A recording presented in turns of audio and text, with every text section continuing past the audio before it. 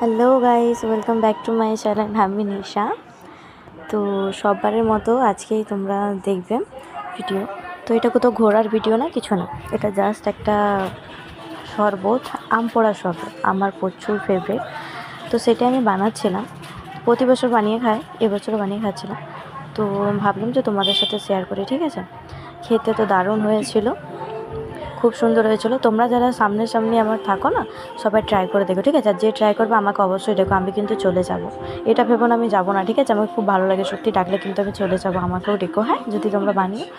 রেসিপিটা এই জন্য বলছি না, তোমাদের সাথে বকবক করে যাচ্ছি, কারণ তোমরা দেখতেই পাচ্ছ যে কী দিতে হয়। খুব কম কিছু দিতে হয়, বেশি কিছু দিতে হয় না। এটা লঙ্কা গুঁড়া আর জিরা ভাজা বাটা হচ্ছিলো, এটা আমার বৌদি করে দিচ্ছিলো, কারণ হাত জ্বালা করবো বলে আমার ছোটো বৌদিমণি এটা করে দিচ্ছিলো। তো ওটা বাটছিলাম, এটার জন্যই টেস্টটা বেশি এসেছিলো। এটা হলো জিরা